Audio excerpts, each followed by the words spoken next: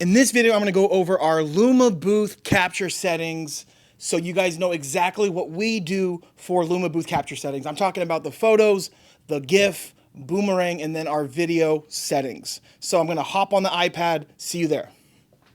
All right, you guys. So we're going to open up Luma Booth. Let's go down to Launch Event.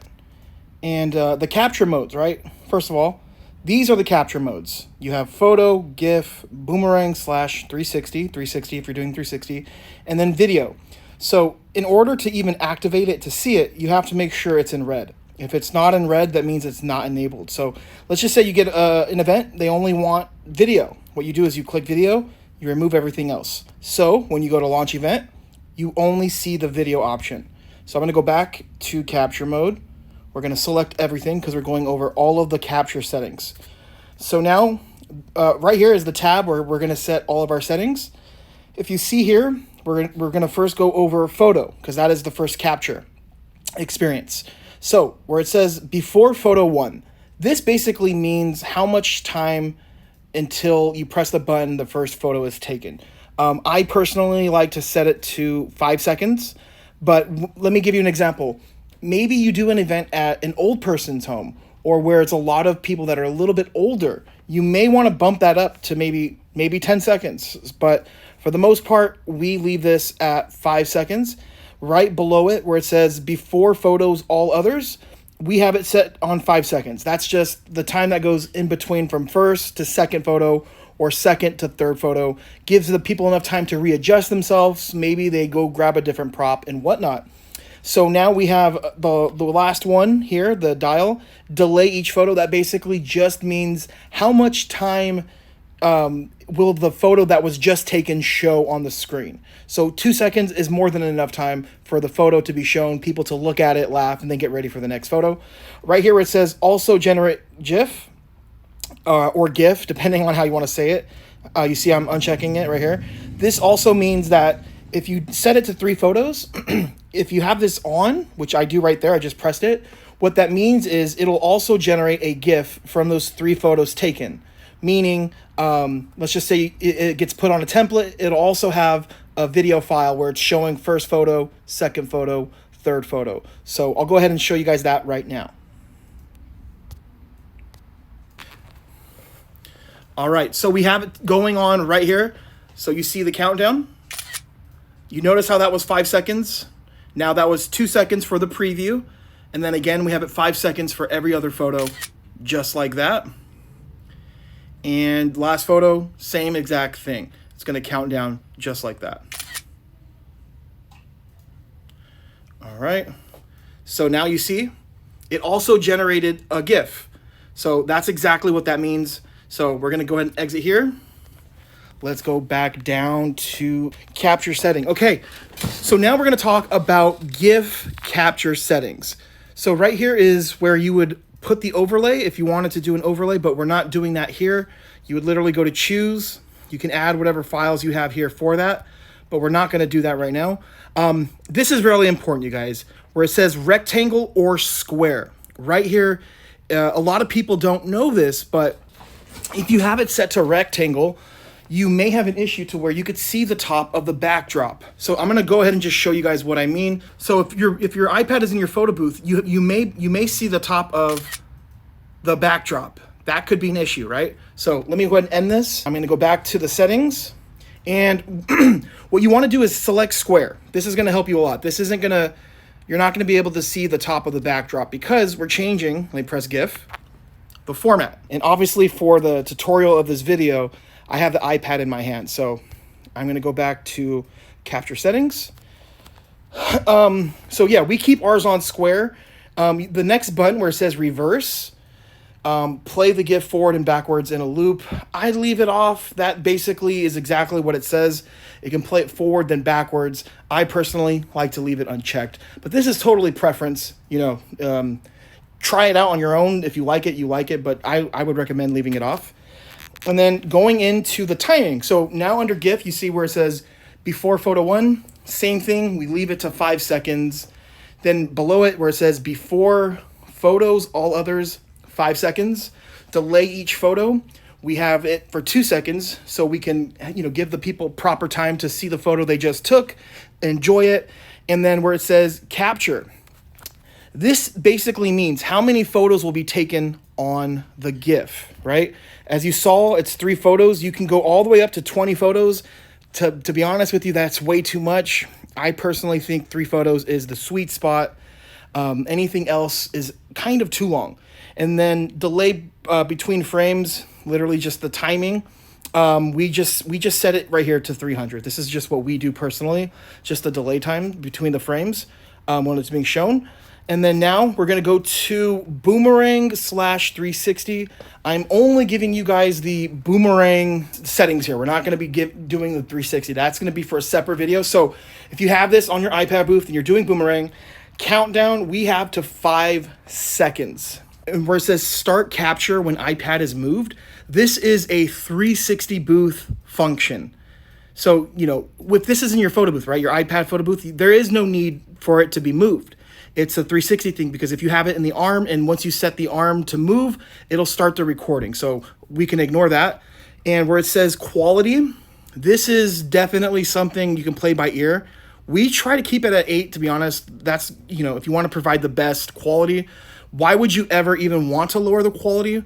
Well, it could be if you're doing a lot of these boomerangs, and let's just say you're having the boomerang like for the time, it's going to be like a big file if you basically have a long boomerang. And if you have a lot of people using it, it could slow down the internet to the point to where it stops working or overloads, and that could be a problem. But if your internet connection's good, I highly recommend you might as well just have it to 8 megabytes per second for the quality. So for the boomerang, right, you saw that preview. It was rectangle. We like to leave ours right here, the 1080 square. That way we're not we don't get the top of the backdrop when we are doing the boomerang. All right, now where it says display text before recording, it says get ready. That's basically, when you hit the button, it will tell you to get ready. You can change this to say, get ready, and we could put and move. So, giving a command. And then when it's recording, you could put recording. Let's just go here.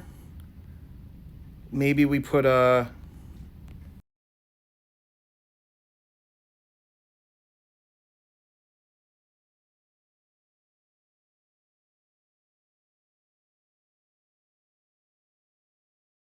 All right. And then you can also, right here, it says blink flash while recording with the back camera. This isn't something you would necessarily need because with the photo booth, we're going to be using the front camera. All right. Now, this is where it gets interesting, right? This is where a lot of people get confused with the boomerang. These are presets, meaning, these are more 360 functions, right? Where you see the turtle, then the next one you see the turtle with, the rabbit, then the turtle. And where it says recording duration, you could put 5 seconds, and then you have to make sure, right, where it says reverse. I like to leave that on for the boomerang. I think it looks pretty cool with the boomerang. But the clip speed, right? This is how fast it plays back. So I like to have it around 3 and to play back. That way it's, it's going to tell you too right here where it says timeline. Final duration is 3.33 seconds. Meaning if you want the final product of the boomerang to be longer, you just put the recording duration higher.